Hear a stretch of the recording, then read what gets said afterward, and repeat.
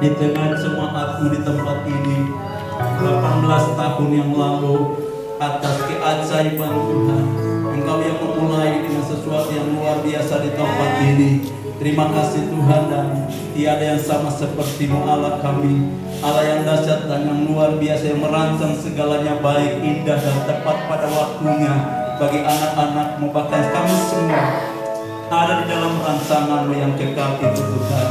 Dan kami boleh berkumpul sore hari ini, hamba-hamba-Mu juga seluruh umat Tuhan, kami boleh berkumpul untuk memuji dan menyembah Engkau, seraya mengucap syukur dan berterima kasih atas kebaikan Tuhan, atas kesetiaan Tuhan yang tidak terhingga bagi gereja lokal, jemaat lokal di tempat ini selama 18 tahun lamanya.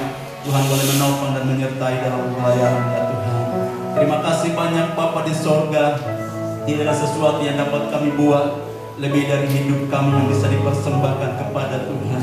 Kami boleh naikkan syukur kepada Tuhan. Terpuji nama-Mu, dan biarkan setiap pujian dan penyembahan yang telah dinaikkan oleh umat-Mu, jemaat-Mu, anak-anak-Mu sore hari ini, jadikan tahta bagi-Mu Tuhan.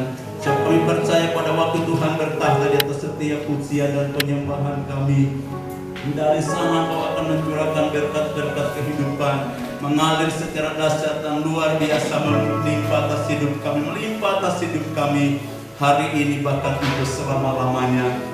Dan boleh mengucap syukur ya Tuhan, dan saat ini kami hendak duduk di bawah kaki-Mu ya Tuhan, untuk mendengarkan kebenaran-kebenaran firman-Mu. Kami rindu mendengarkan suara-Mu Tuhan, pesan-pesan dari sorga di dalam momen yang penting ini Tuhan. Apa kata Tuhan bagi kami semua? Apa yang menjadi tugas fokus pekerjaan kami? Apa yang menjadi tugas kewajiban bagi jemaat lokal di tempat ini? Tuhan, sampaikan isi hati-Mu Tuhan lewat firman-Mu bagi setiap kami. Kuduskan kami semua pendengaran dan setiap hati kami. Biarlah Roh Kudus kendalikan supaya kami duduk dengan terkonsentrasi, terfokus untuk bisa menangkap sesuatu pada waktu firman-Mu diberitakan. Hamba-Mu yang tidak ada apa-apanya yang berdiri di tempat ini hanya karena panggilan Tuhan, perlengkapi dengan kapasitas dari surga.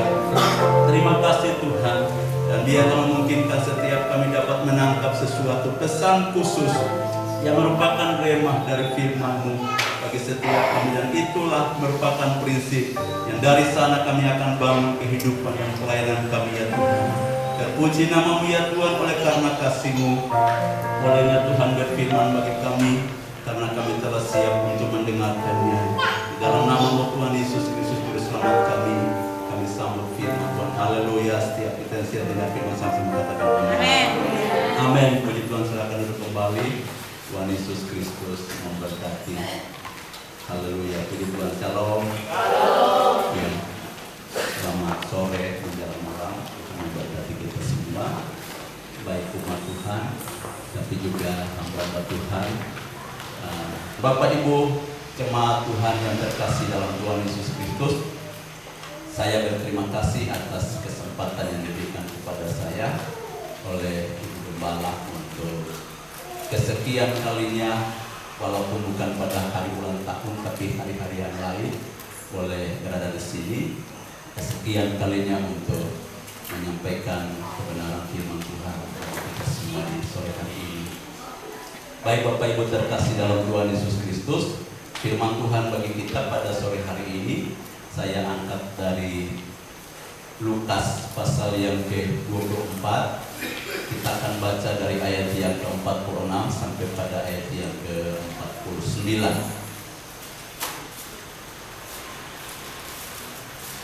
Lukas pasal yang ke-24 ayat yang ke-46 sampai pada ayat yang ke-49. Bagi Bapak Ibu yang bawa Alkitab, silakan membuka Alkitab masing-masing.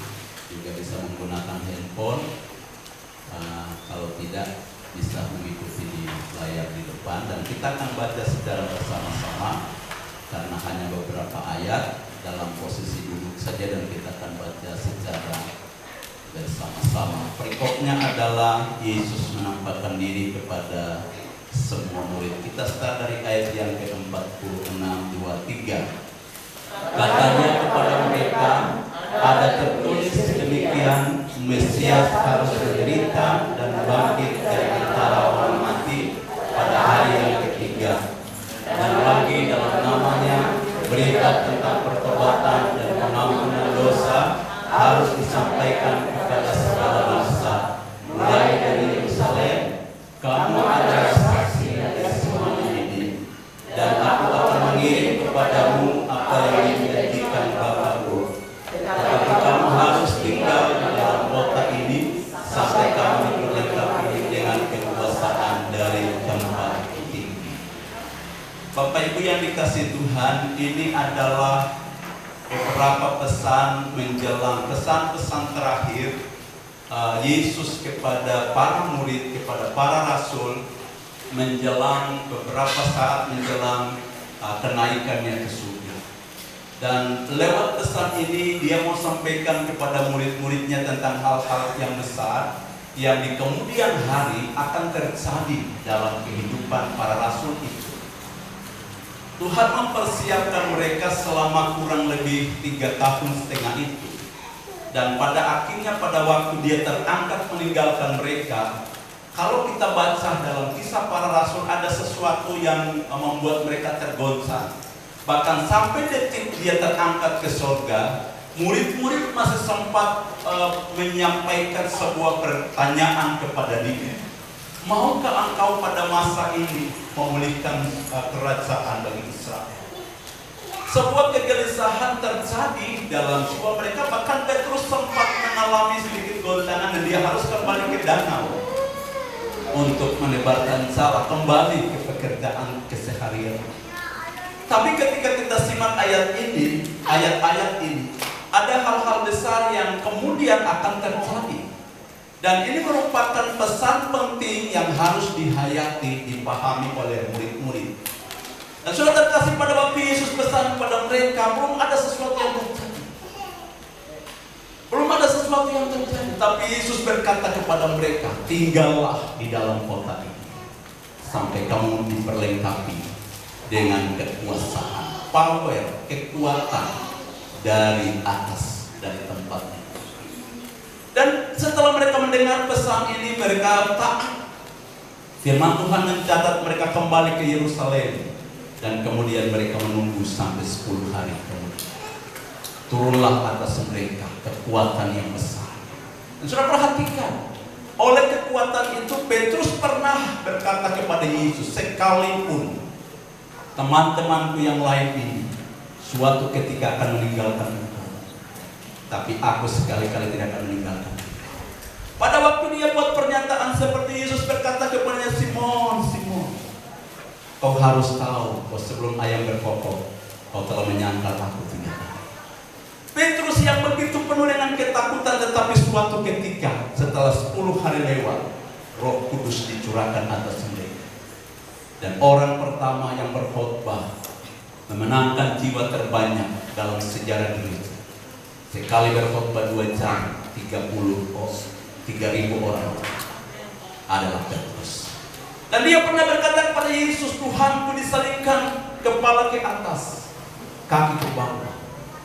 Tapi aku akan mati, kaki ke atas dan kepala. Aku akan disalibkan terbalik, kaki ke atas dan kepala. Setelah Petrus mengucapkan hal itu, tanpa dia merenungkan panjang lebar, tapi begitu semangat yang luar biasa. Tapi suatu ketika dia berusia tua, kurang lebih di tahun 60-an, Petrus mati dan digantung kaki ke atas, kepala ke bawah. Nah, Bapak Ibu sudah terkasih dalam Tuhan Yesus Kristus, itu pesan Tuhan bagi murid-murid pada waktu itu. Sebagai orang percaya malam hari ini dalam pelayanan kita harus tahu bahwa ada hal-hal besar yang Tuhan ingin kerjakan di dalam hidup kita. Ada hal-hal yang besar yang Tuhan ingin lakukan dalam hidup kita. Karena itu malam hari ini saya melalui ayat-ayat ini, saya akan menyampaikan 3 hal yang kiranya merupakan prinsip pengajaran singkat yang menjadi prinsip yang akan harapan saya ini akan semakin memperteguh pelayanan Jemaat GBI Ngabaku walaupun harus menghadapi proses demi proses. Tapi saya menyampaikan beberapa hal supaya kita tahu bahwa sebenarnya ada hal-hal besar yang Tuhan akan lakukan dalam pelayanan kita. Meskipun seringkali kita menilai pelayanan kita dengan cara pandang kita sendiri, tapi Tuhan tidak pernah menilai berdasarkan cara pandang, tapi Dia menilai menurut otoritas dan kuasa. Karena itu malam hari ini saya berikan kita tema bagi renungan firman Tuhan pada malam ini ada 3 hal. Haleluya. Dan saya berikan kita tema firman Tuhan pada malam hari ini, gereja pemegang mandat penyebaran kerajaan Allah. Gereja adalah pemegang mandat penyebaran kerajaan Allah. Pada waktu Yesus berkata kepada murid-muridnya, ayat yang ke-47, 46, katanya kepada mereka, ada tertulis demikian, Mesias harus menderita dan bangkit dari antara orang mati pada hari yang ketiga, dan lagi dalam namanya berita tentang pertobatan dan pengampunan dosa harus disampaikan pada segala bangsa, mulai dari Yerusalem. Kamu, ayat yang ke-48, kamu adalah saksi dari semuanya ini, dan aku akan mengirim kepadamu apa yang dijanjikan Bapakku. Tetapi kamu harus tinggal di dalam kota ini sampai kamu diperlengkapi dengan kekuasaan dari tempat ini. Seringkali kita terlalu meremehkan gereja apabila kita masuk pada proses tertentu. Tapi kita tidak tahu bahwa gereja itu pemegang mandat. Gereja itu pemegang perintah penyebaran kerajaan Allah di atas dunia. Kerajaan Allah itu artinya pusat pemerintahan, kekuasaan Allah di dunia. Dan Tuhan tidak percayakan penyebaran kekuasaan pemerintahan atas dunia ini kepada siapapun, tapi Tuhan percayakan pada orang-orang percaya. Karenanya kita mulai melihat diri kita dengan cara pandang Tuhan, tidak dengan cara pandang kita. Siapapun kita, sekecil apapun status sosial kita, seperti apapun, ketahuilah Tuhan percayakan hal yang besar dalam hidup saudara. Katakan pada samping kiri kanan, Tuhan mau melakukan hal yang besar. Jadi kita mulai melihat diri kita dengan cara pandang Tuhan, sebab kita adalah pemegang mandat perluasan kerajaan. Bunga bakung dalam keadaan apapun, ketahuilah ada tugas besar yang Tuhan percayakan di sini. Ada tugas besar yang Tuhan percayakan kepada setiap kita, tapi Dia tidak lepas tangan begitu saja. Dan malam ini saya sampaikan 3 hal ini untuk memberikan kita kekuatan manakala kita harus menghadapi proses-proses kehidupan, proses-proses pelayanan dalam setiap pelayanan kita. Haleluya. Hal yang pertama, sebagai pemegang mandat penyebaran kerajaan Allah di dunia, hal yang pertama yang perlu kita pahami, hal yang pertama adalah bahwa gereja telah ditetapkan sebagai agen penyebaran kerajaan Allah. Untuk menyebarluaskan kerajaan Allah, pemerintahan Allah atas dunia ini, gereja adalah sentral dan pusatnya. Halo? Bukan pemerintahan dunia, bukan pemerintahan dunia, bukan kepada lembaga yang dibangun oleh manusia, bukan kepada siapapun, tapi Tuhan percayakan kepada gereja. Katakan, Tuhan percayakan perluasan kerajaannya kepada saudara dan saya. Sebagai gereja, gereja tidak berbicara tentang gedung, tapi gereja berbicara tentang orang-orang percaya. Karena itu kita kenal kata eklesia, artinya kelompok orang-orang yang dipanggil keluar dari kerajaan kegelapan, kemudian ditetapkan sebagai tempat kediaman Kristus. Jadi pusat kehadiran Kristus, pusat kehadiran perluasan kerajaan Allah di dunia ada dalam hidup orang percaya. Ditetapkan sebagai tempat kediaman Kristus untuk memerintah bersama Kristus. Ada otoritas dalam hidup saudara. Nanti kita akan lihat pada bagian berikutnya. Lalu kemudian gereja diutus untuk memperluas kerajaannya di dunia melalui pekabaran Injil. Malam hari ini fokus renungan kita, saya lebih banyak menekankan kepada pekabaran Injil. memberitakan Injil, bersaksi, dan memenangkan jiwa. Itu fokus panggilan gereja. Haleluya. Karena itu saya berharap di akhir khotbah ini kita tidak beralih fokus dari panggilan kita. Panggilan utama gereja adalah memberitakan Injil dan memenangkan jiwa bagi gereja. Haleluya. Nah, sudah perhatikan. Karena itu untuk perluasan kerajaan Kristus, kerajaan Allah di bumi, Tuhan percayakan kepada orang-orang percaya. Ini adalah fokus tugas gereja Tuhan. Ini adalah fokus tugas kita sebagai orang percaya. Karena itu gereja tidak perlu beralih dari fokus ini kepada hal-hal menarik lainnya yang ada di dunia ini. Tapi tugas tanggung jawab fokus kita adalah diutus keluar untuk menyebarluaskan kerajaannya sampai firman Tuhan berkata sampai dunia penuh, bumi penuh dengan kemuliaan. Karena itu Bapak Ibu terkasih dalam Tuhan Yesus Kristus, apa berita yang harus kita bawa? Harus kita bawa kepada dunia. Karena kita diutus untuk membawa berita. Kita diutus untuk membawa kabar baik. Kita diutus untuk pergi dan memperluaskan kerajaan Allah di seluruh dunia. Maka ada fokus berita yang harus kita sampaikan kepada dunia, kepada orang-orang lain, kepada segala bangsa. Kata segala bangsa, Bapak Ibu yang terkasih dalam Tuhan Yesus Kristus, kata segala bangsa di dalam Alkitab tidak menggunakan kata nation, tapi menggunakan kata etnis.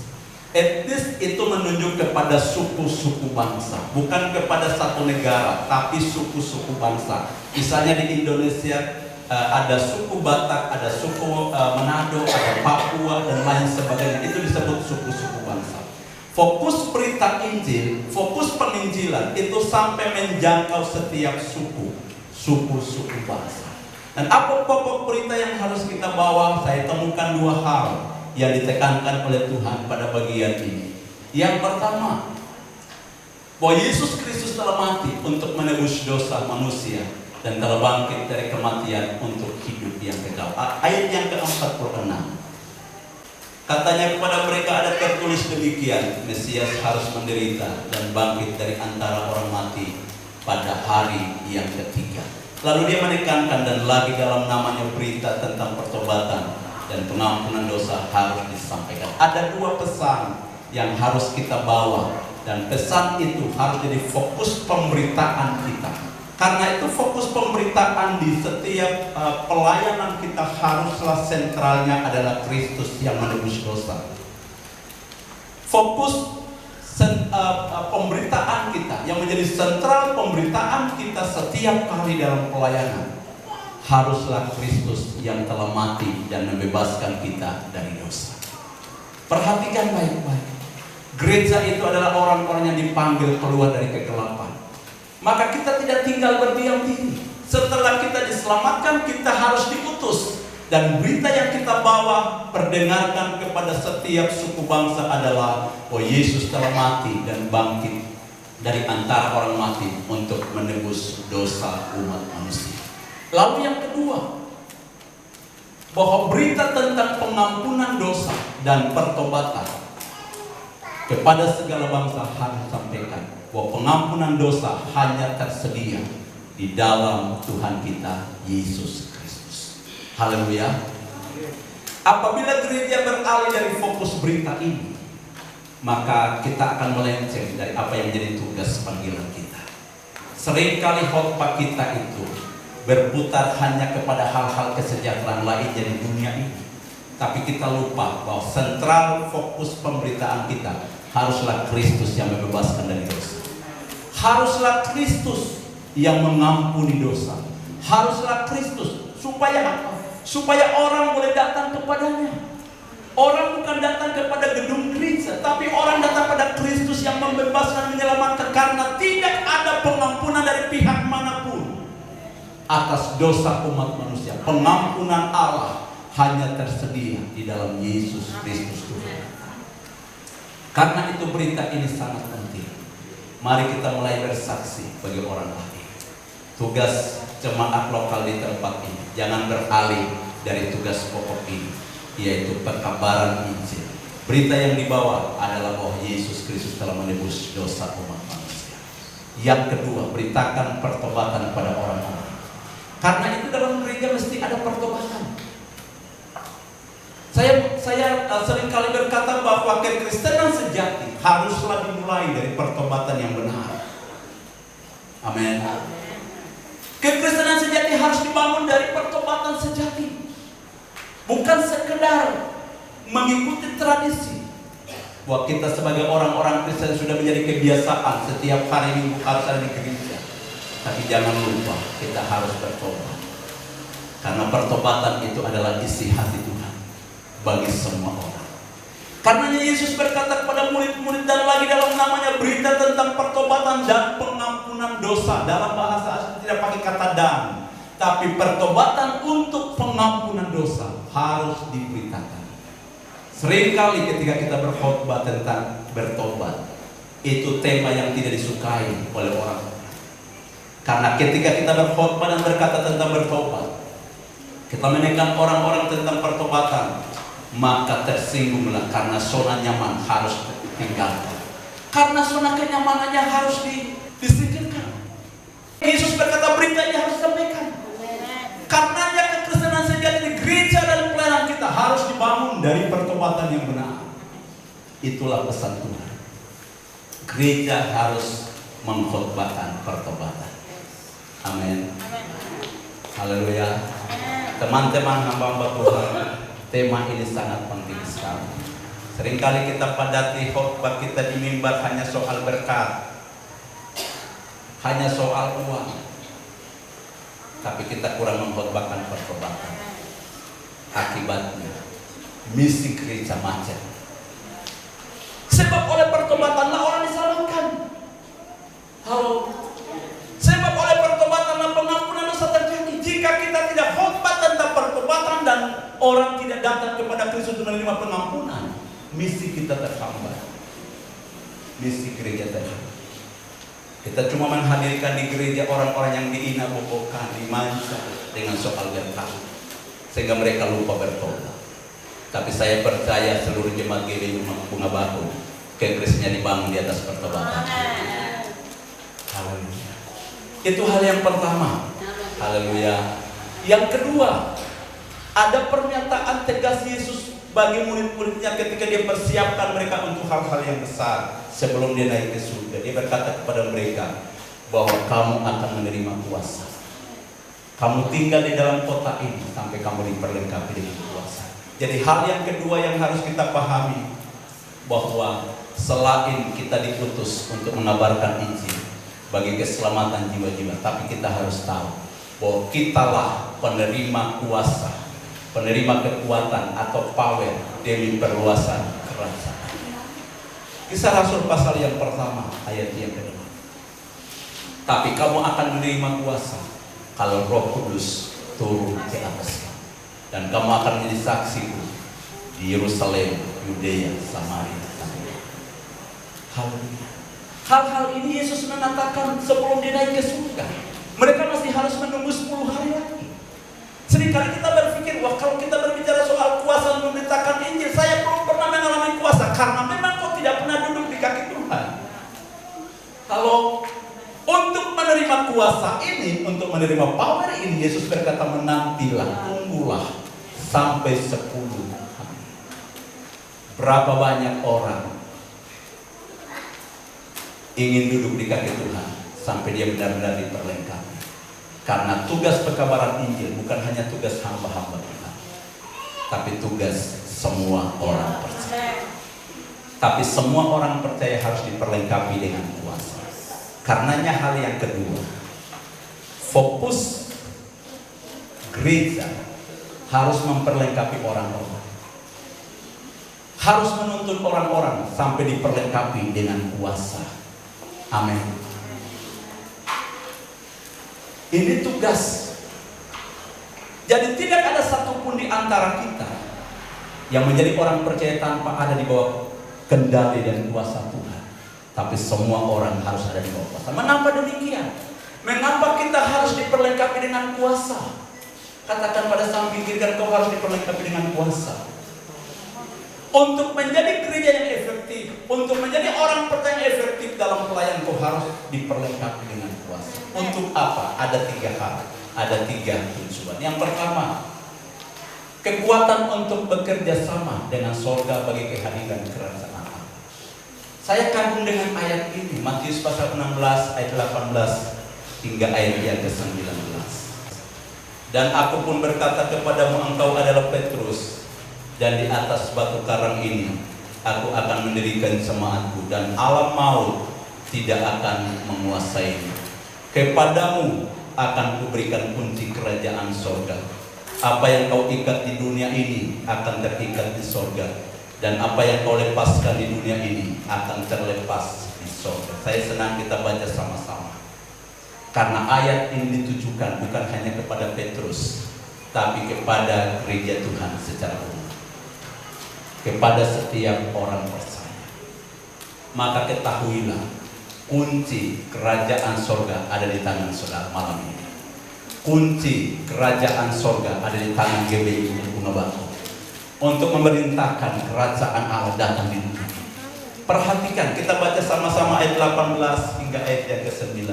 23. Dan aku pun berkata kepadamu, engkau adalah Petrus, dan di atas batu karang ini aku akan mendirikan jemaatku, dan alam maut tidak akan menguasainya. Kepadamu akan kuberikan kunci kerajaan sorga. Apa yang kau ikat di dunia ini akan terikat di sorga, dan apa yang kau lepaskan di dunia ini akan terlepas di sorga. Dalam terjemahan bebasnya dikatakan seperti ini: apa yang kau putuskan, apa yang kau tetapkan di dunia ini, sorga turut setuju dengan itu. Jadi ketahuilah, sorga itu, kehidupan orang percaya identik dengan kehendak surga. Surga punya kehendak ada di dalam hidup orang percaya. Surga percayakan perluasan kerajaannya ke tangan kita. Ketika Yesus berkata kepada Petrus, kepadamu akan kuberikan kunci kerajaan surga. Apa yang kau ikat di dunia, artinya apa yang kau tetapkan di dunia ini, apa yang kau putuskan di dunia ini, apa yang kau setujui di dunia, sorga setuju dengan itu. Artinya ketika kau putuskan sesuatu, sorga berada bersama engkau. Sorga, kekuatan sorga ada di belakang saudara. Karenanya sudah perhatikan, ketika di ayat yang lain Yesus berkata begini, barang siapa percaya, orang-orang percaya, tanda-tanda ini menyertai orang-orang percaya. Mereka akan mengusir setan-setan dari nama. Mereka melangkah, memegang ular kalajengking, mereka tidak akan kena bisa. Minum racun maut pun mereka tidak akan salah. Kenapa? Ada kekuatan kuasa. Saudara perhatikan, pada waktu kita tumpang tangan dan berkata dalam nama Yesus, setan keluar. Seringkali kita ragu, karena kita berpikir di sekeliling kita tidak ada seseorang pun yang kelihatan. Mungkin kita seorang diri dan kita berusaha untuk mengusir dan mengusirnya. Tapi di ayat ini Yesus berkata, kepadamu akan kuserahkan kunci kerajaan Allah. Artinya pada waktu kita berkata di dalam nama Yesus Kristus, sebenarnya kita harus percaya bahwa seluruh kekuatan sorga memihak kepada kita. Katakan pada samping kiri kanan, seluruh sorga sedang memihak kepada kita. Nah, ini yang harus kita pahami tentang siapa kita di hadapan Tuhan. Saudara bukan orang-orang biasa-biasa. Secara ekonomi mungkin kita bukan siapa-siapa. Status sosial mungkin kita bukan siapa-siapa. Tapi ketahuilah, sorga identik dengan Anda. Sorga memberikan Anda kewenangan bagi perluasan kerajaan. Hanya satu hal seringkali kita meragukan. Nah, mengapa kita meragukan? Karena memang seringkali fokusnya adalah pribadi kita. Tapi di bagian ini Yesus mau mengajarkan bahwa sentral fokus perhatianmu haruslah kepadamu. Pada waktu Petrus berkata, engkau adalah Mesias, anak Allah. Iman yang teguh itulah Yesus berkata, aku pun berkata kepada engkau adalah Petrus, di atas batu karang ini aku akan membangun gerejaku, dan alam maut tidak menguasai. Kepadamu kuserahkan kunci kerajaan sorga. Apa yang kau tetapkan, apa yang kau putuskan di dunia ini, sorga memihak kepadamu. Haleluya. Karenanya ketahui jemaat umat Tuhan yang ada di tempat ini, apapun terjadi, maju terus, karena Tuhan memihak kepada kita. Tuhan memihak kepada kita.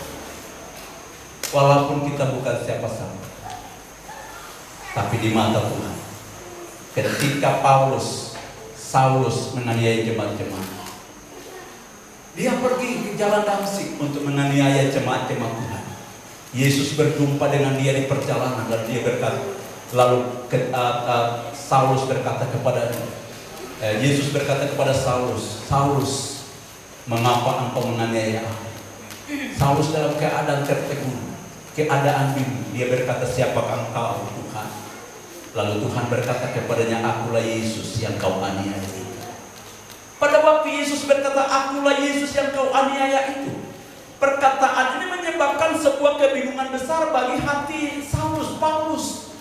Karena dia berkata, yang saya aniaya bukan Yesus, yang saya aniaya bukan Tuhan Yesus, yang saya aniaya adalah orang-orang Kristen. Tapi mengapa dalam peristiwa ini Yesus berkata, mengapa engkau menganiaya aku? Ternyata saya jumpai bahwa hati Tuhan terkoneksi dengan hati orang percaya. Pada saat engkau menangis, ketahuilah sorga sedang peduli dengan tangisan air mata. Tangisan. Pada saat kita menjujurkan air mata karena pelayanan, ketahuilah sorga sedang peduli dengan aku. Haleluya. Saya berharap teman saya, Ibu Gembala, harus kuat. Harus kuat. Karena hati Tuhan identik dengan hati. Iya. Siapa bilang jadi gembala itu kepercayaan kecil? Itu kepercayaan luar biasa. Karena kita memimpin jiwa-jiwa ke surga. Ini pekerjaan yang sangat mulia. Walaupun seringkali upahnya kalau dibandingkan dengan pekerjaan yang lain habis bulan, tapi dengar baik-baik. Firman Tuhan berkata ini, Paulus berkata, upahku ialah ini, bahwa aku boleh memberitakan Injil tanpa upah. Dan Paulus yang sehebat itu, yang dalam kurun waktu 15 tahun hampir memenangkan seluruh Asia Kecil itu, dia berkata, upahku ialah ini, bahwa aku boleh memberitakan Injil tanpa upah. Jadi beritakan Injil, berkhotbah tanpa upah, itu upah. Kalau ini dipakai dengan untuk standar kita di Sorong ini, apakah minggu depan singers masih berdiri di belakang sini? Apakah bulan depan worship masih setia di sini? Pemain musik bagaimana? Bahwa upah kita dalam melayani tanpa upah. Amin. Haleluya.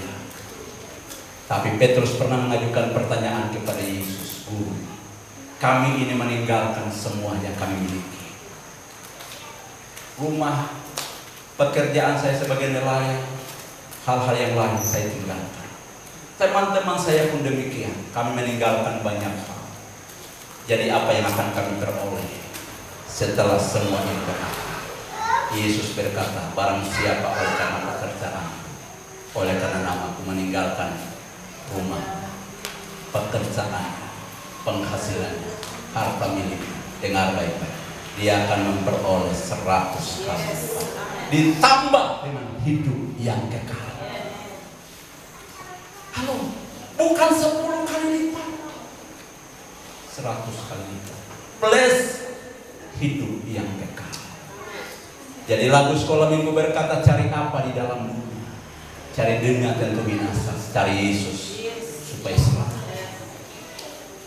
Ya, oke Pak, itu konsep Bapak, tapi kami butuh untuk kehidupan. Haleluya. Kita bukan melayani orang yang miskin, kita melayani Dia yang memiliki sumber berkat, sorga dan dunia. Tapi satu hal sangat penting dalam hidup kita, miliki kuasa. Duduklah di kaki Tuhan sampai kunci kerajaan surga dipercayakan kepadamu, supaya kau dapat membuka pintu dan jiwa-jiwa diselamatkan. Jadi sebenarnya otoritas untuk memerintah pertobatan di setiap lingkungan ada di gereja. Haleluya. Memang di kota ini kelihatannya gereja tidak berbahaya. Kejahatan begitu merajalela. Karena fokus pemberitaan kita seringkali agak melenceng. Cobalah kita fokus kepada Kristus yang menyelamatkan. Saya percaya ada kuasa yang besar di tangan kita. Karenanya Bapak Ibu sudah terkasih dalam Tuhan Yesus Kristus, supaya kita tetap bekerja sama dengan surga bagi kehadiran kerajaan Allah, maka kita harus selalu menjaga keintiman dengan Kristus sebagai sumber kekuatan. Kelemahan gereja salah satunya terletak dalam keintimannya dengan sumbernya. Ini bicara soal doa. Haleluya. Ini bicara soal api doa, keintiman dengan Kristus. Haleluya. Yang berikutnya, kita diperlengkapi dengan kekuatan kuasa dari surga untuk mengatasi musuh, membebaskan dan membawa jiwa-jiwa masuk dalam dimensi kerajaan Allah. Haleluya. Ketika Yesus berkata, orang-orang percaya akan menumpangkan tangan atas orang-orang sakit dan orang-orang itu disembuhkan. Tanda-tanda ini menyertai orang-orang percaya. Maka kita perlu ketahui bahwa oleh kehidupan kita sebagai orang percaya, ada kuasa untuk mengatasi kekuatan musuh dalam setiap lingkungan, dalam setiap keluarga, dalam setiap tempat kerja, dimanapun kita berada, ada kekuatan untuk mengatasi musuh. Dan oleh kekuatan yang ada dalam diri kita, jiwa-jiwa akan dibebaskan. Haleluya. Karena itu sudah terkasih dalam Tuhan Yesus Kristus, gereja selalu harus berkobar-kobar dalam kuasa Tuhan. Amin. Selain kita menjaga keintiman dengan Tuhan, kita harus berkobar-kobar dengan kuasa. Katakan, berkobar-kobar dengan kuasa. Harus ada semangat, harus ada roh yang bernyala-nyala dalam hidup kita. Yang ketiga, kekuatan untuk menjadikan semua orang murid Kristus secara turun-temurun hingga Kristus datang kembali. Yesus berkata, ketahuilah aku menyertai kamu sampai kesudahan. Tugas memuridkan bangsa itu tugas turun-temurun. Karena Bapak Ibu perhatikan di tempat saya melayani, saya mengajarkan jemaat seperti ini. Kalau Bapak itu bisa menjadi orang percaya, maka seluruh seisi rumahnya secara turun-temurun harus masuk dalam rencana. Haleluya. Karena tugas ini adalah tugas turun-temurun, tugas pemuridan, tugas turun-temurun. Sampai kapan tugas pemuridan selesai? Sampai dia datang pada kali kedua. Karenanya jemaat GBI Bunga Batu terus berkobar-kobar terus melayani sampai Tuhan datang. Standar kita, target kita haruslah sampai Tuhan datang. Ayat yang lain berkata, usahakanlah agar pada waktu dia datang, dia sedang menjumpai kita dalam keadaan sedang melakukan tugas-tugas kita. Karenanya bagi orang percaya, bagi gereja Tuhan, tidak ada kata capek lelah, karena tugas kita akan berakhir apabila dia akan datang pada kali kita. Haleluya. Paulus berkata ada garis start, tapi juga ada garis finish. Pada waktu raja itu akan datang, dia akan karuniakan mahkota kehidupan. Dia akan karuniakan beberapa mahkota kepada setiap kita, menurut apa yang kita lakukan bagi kerajaan di dunia. Haleluya. Bapak Ibu terkasih dalam Tuhan Yesus Kristus. Hal yang ketiga yang merupakan hal yang terakhir, gereja berada di bawah penyertaan, pengawasan dan perlindungan Kristus. Matius pasal 28 ayat 18 hingga ayat yang ke-20. Yesus mendekati mereka dan berkata, kepadaku telah diberikan segala kuasa di sorga dan di bumi. Karena itu pergilah, jadikanlah semua bangsa muridku, dan baptislah mereka dalam nama Bapa dan Anak dan Roh Kudus, dan ajarlah mereka melakukan segala sesuatu yang telah kuperintahkan kepadamu, dan ketahuilah aku menyertai kamu senantiasa sampai kepada akhir zaman. Hal yang pertama, kita disertai dan diawasi agar selalu konsisten dengan tugas-tugas kita. Jadi Tuhan tidak hanya mengutus kita untuk memberitakan Injil dan bersaksi, tapi Dia berjanji menyertai dan mengawasi dan mengontrol kita. Supaya apa? Supaya kita tetap konsisten dengan tugas dan panggilan. Yang kedua, kita disertai dan dilindungi supaya tidak jatuh ke dalam sistem yang jahat, yakni pekerjaan setan di dunia. Dalam Injil Yohanes pasal yang ke-17, kita jumpai doa Yesus bagi murid-muridnya. Pada ayat yang ke-15 dia berkata, 14 hingga ayat yang ke-15, aku tidak meminta supaya kau membawa mereka dari dunia ini, tapi supaya kau melindungi mereka daripada yang jahat. Seringkali kita berpikir bahwa yang namanya penyertaan Tuhan itu apabila kita hidup dalam kelimpahan. Dan pada waktu Tuhan izinkan kekurangan datang dalam hidup kita, kita berpikir Tuhan tidak menyertai kita. Tapi ketika saya membaca bagian ini, saya baru tahu bahwa sebenarnya penyertaan Tuhan yang sejati, penyertaan Tuhan yang sempurna, tidak hanya melingkupi tubuh jasmani, tapi jiwa dan roh. Dan dalam doa Yesus dia berkata, aku berdoa, aku tidak meminta supaya kau mengambil mereka dari dunia ini, tapi supaya kau melindungi mereka daripada yang jahat. Karenanya prioritas untuk menjaga gereja agar tidak jatuh ke dalam tangan setan itu merupakan prioritas Tuhan dalam hidup orang percaya. Haleluya. Jadi perlindungan sejati, penyertaan sejati Tuhan dalam hidup kita adalah supaya kita tidak jatuh ke dalam tangan setan. Haleluya. Bukan hanya soal berkat. Berkat itu pelengkap, bukan tujuan. Berkat itu pelengkap. Karena firman Tuhan berkata, carilah dahulu kerajaan Allah dan kebenarannya, maka semuanya akan dikatakan kepada. Karena itu perhatikan baik-baik teman. Orientasi Tuhan, orientasi perlindungan Tuhan dalam hidup kita adalah supaya kita tidak jatuh ke dalam pekerjaan. Haleluya. Seringkali kita merasa lelah, kita merasa lemah, tapi ketahuilah sebenarnya Tuhan siap menopang kita supaya kita tidak menderita. Bahkan hal ini Tuhan mendoakannya kepada Bapa di surga. Dia minta supaya gereja Tuhan tetap terpelihara sampai selamanya. Haleluya. Oleh karena itu Bapak yang terkasih dalam Tuhan Yesus Kristus, untuk itu gereja harus selalu hidup dalam ketaatan dan kekudusan, supaya kita tetap terpelihara dalam pelayanan, dalam kehidupan kekristenan kita, dan kita tidak jatuh ke tangan setan. Maka hal yang harus kita lakukan adalah harus bersedia untuk taat dan hidup dalam kekudusan. Tadi saya berkata 3 tema ini tidak menyukakan, yaitu pertobatan, ketaatan, dan kekudusan. Seringkali ketika kita berkhotbah tentang kekudusan, orang berkata memangnya kau malaikat sehingga bebas dari dosa. Kekudusan itu sarana supaya kita tidak jatuh ke dalam, ketaatan itu membuat kita tidak jatuh ke dalam tangan setan. Taat pada firman itu penting, hidup sesuai firman itu penting. Haleluya.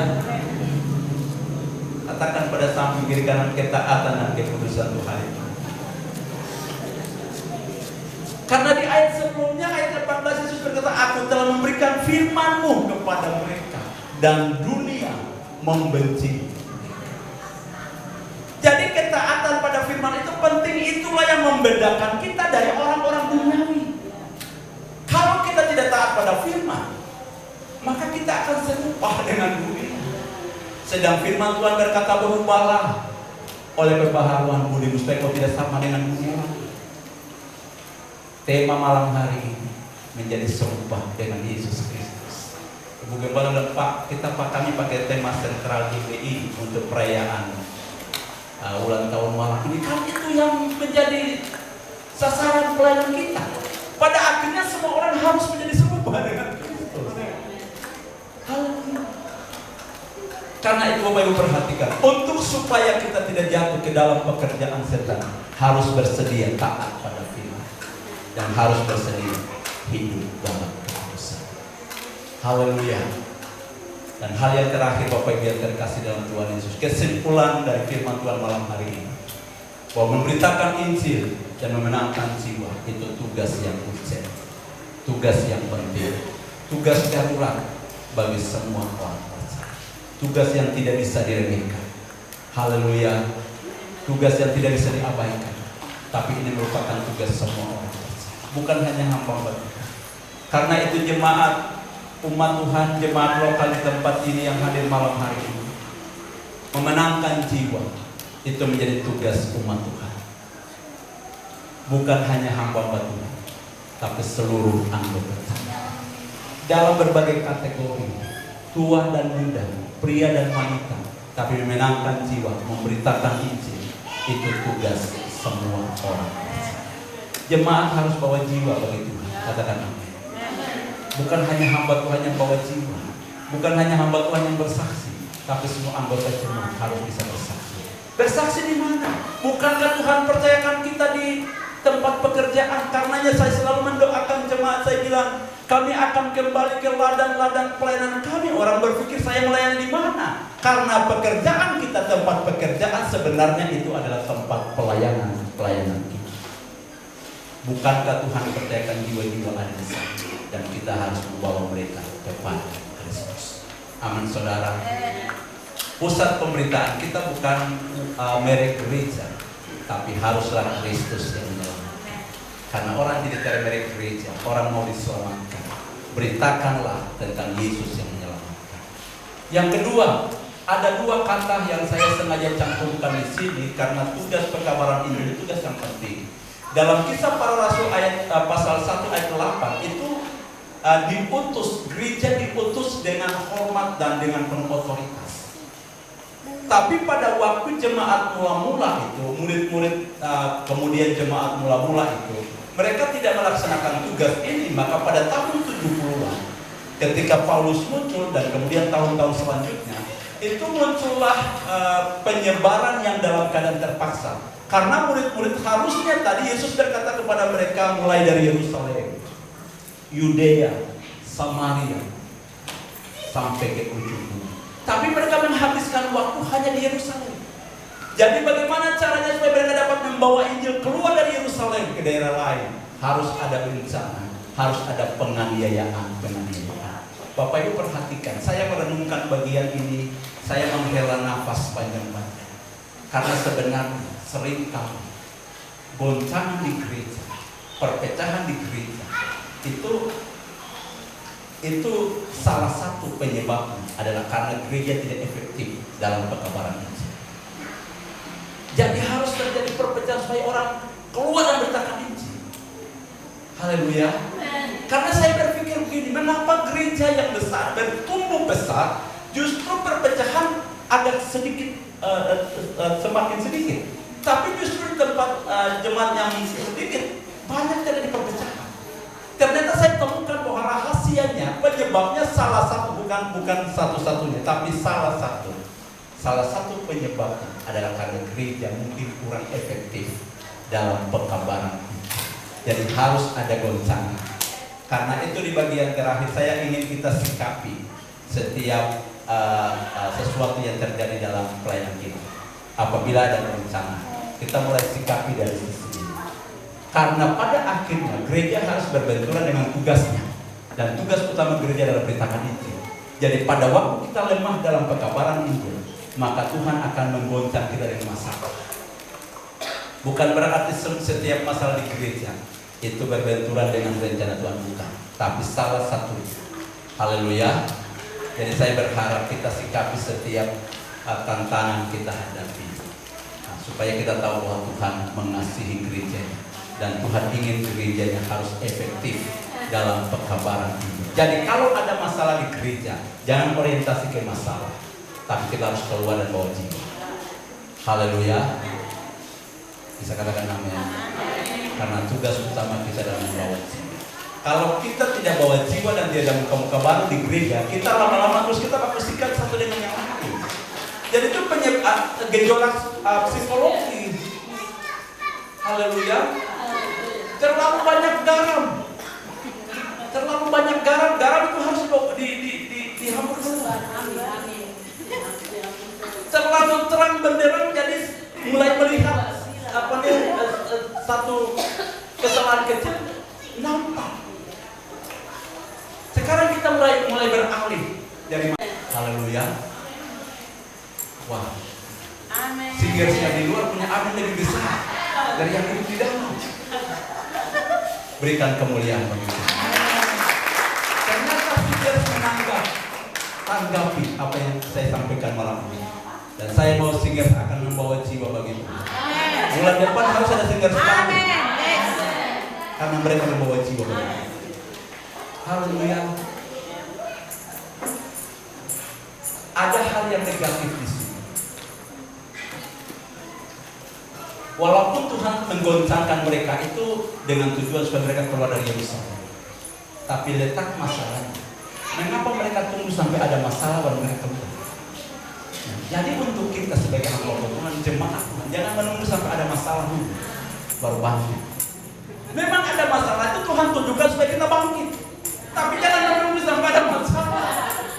Keluar lebih dulu. Karena negatifnya di sini. Kata Iqbal ini artinya dilempar keluar, ditendang keluar dengan tujuan diutus dengan keadaan terpaksa. Karena terhimpit oleh tekanan penganiayaan. Murid-murid pergi. Di ayat yang ke Kisah Rasul 8 pasal 8 ayat 1 sampai 4 dikatakan mereka menyebar dalam keadaan sedih tapi sambil memberitakan Injil. Saya kira murid-murid dan jemaat mula-mula sadar wah ini mungkin kesalahan kita. Kita terlalu banyak membuang waktu di Yerusalem sementara ada Yudea, ada Samaria. Kita harus terlalu banyak kita mengurus hal-hal yang hanya menyangkut sarana prasarana. Terlalu banyak kita hanya mengurus hal-hal yang hanya bersifat gitu sarana, tapi kita mengabaikan Yudea, Samaria. Saudara bisa tangkap kebenaran malam hari ini. Saya mengajak setiap anggota jemaat hamba Tuhan, mari kita fokus kepada membawa jiwa.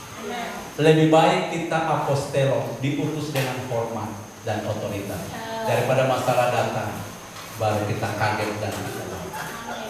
Haleluya. Saya yang khotbah pun tidak terlepas. Saya menyadari bahwa kami juga banyak masalah, tapi penyebabnya karena tidak efektif. Saya mulai bangkit, tertawa. Ada yang tersinggung malam ini. Katakan pada samping kita, kalau begitu mulai malam ini kita membawa jiwa. Daripada masalah datang, mari kita menuntut. Haleluya. Masalah tetap kita tangani, tapi orientasi, fokus pelayanan, memenangkan jiwa harus kita lakukan.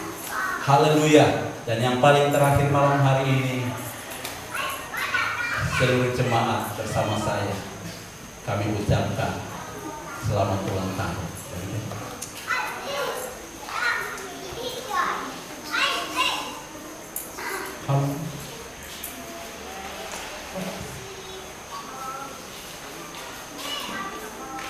Kita akan bangkit. Malam ini kita deklarasikan gereja ini berjalan dalam rencana. Malam ini kita deklarasikan bunga bakung ada di tangan Tuhan. Kita deklarasikan tugas pekabaran Injil akan menjadi efektif di gereja. Hamba-hamba Tuhan akan dipakai luar biasa. Jemaat Tuhan akan dipakai luar biasa untuk menjangkau jiwa bagi kerajaan. Haleluya.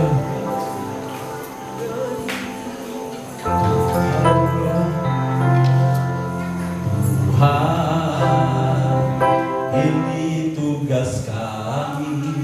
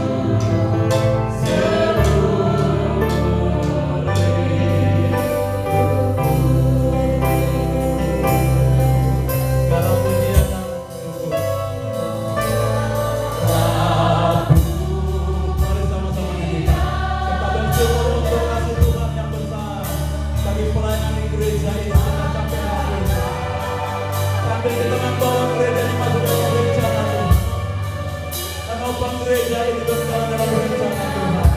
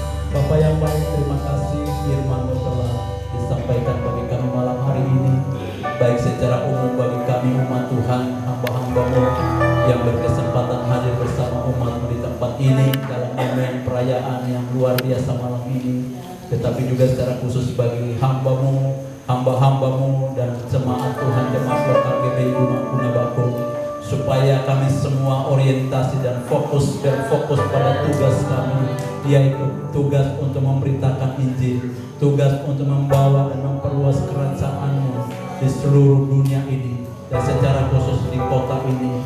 Kami percaya Tuhan menempatkan jemaat GBI Bunga Bakung di tempat ini dalam tugas dan rencana yang besar ini, Bapa. Karenanya firman-Mu datang kepada kami malam ini mengevaluasi, agar kami dapat evaluasi perjalanan kehidupan rohani dan amat terlebih pelayanan kami.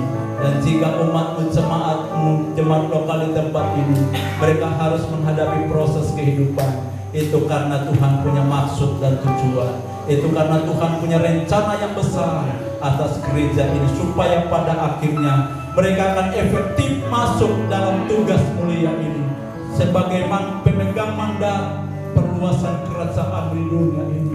Maka Tuhan teguhkan jemaat-Mu di tempat ini, maka Tuhan teguhkan hamba-hamba-Mu untuk berjalan dalam visi yang besar ini, Tuhan. Dan mereka tidak melihat memandang diri mereka dengan cara pandang mereka lagi, tapi mereka mulai fokus dan sentral mereka kepada-Mu, Tuhan, yang meletakkan dasar yang teguh sebelum membangun jemaat-Mu di atas dasar yang teguh. Dan firman berkata Allah mau tidak akan menguasainya. Kami percaya pekerjaan Tuhan di jemaat ini akan berlangsung sampai Tuhan datang pada kali kedua. Kami percaya pekerjaan Tuhan di gereja ini ada dalam tangan Tuhan, ada dalam pengawasan dan perlindungan Tuhan. Kau akan membela pekerjaan ini sehingga akan berlangsung dan berjalan sesuai dengan maksud dan kehendak-Mu. Kuatkan, teguhkan Ibu kekasih kami, Ibu Gembala, bersama semua pengerja yang ada di sini. Dalam keadaan apapun, dalam situasi apapun, Tuhan teguhkan mereka sesuai dengan perjanjian-Mu, supaya mereka tak konsisten dengan panggilan dan pelayanan mereka, ya Tuhan.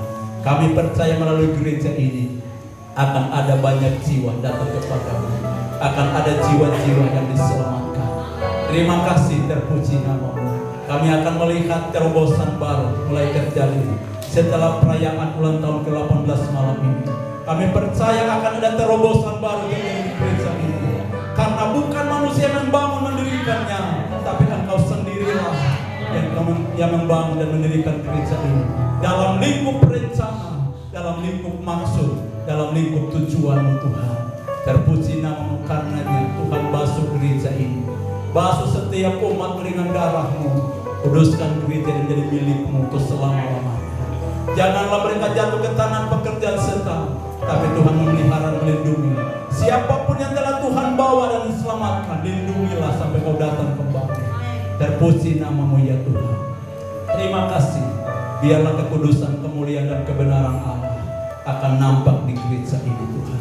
Terpuji nama-Mu ya Tuhan, oleh karena kasih-Mu hamba telah selesai menyampaikan dengan sederhana. Ada begitu banyak kata-kata yang mungkin tidak dipahami, dimengerti, tapi kami percaya Roh Kudus adalah Guru besar yang siap mengajar kami semua. Terpuji nama-Mu, kami bersyukur dalam nama Tuhan Yesus Kristus, Tuhan dan Juru Selamat, Kepala Gereja. Kami boleh mengucap syukur malam ini. Haleluya.